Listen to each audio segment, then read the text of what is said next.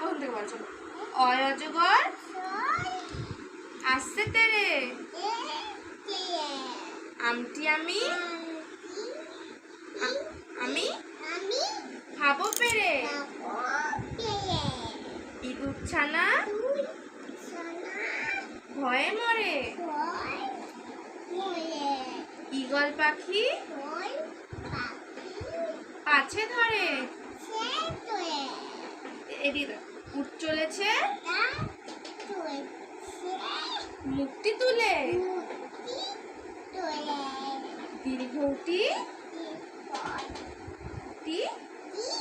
আছে ঝুলে, ঋষি মশাই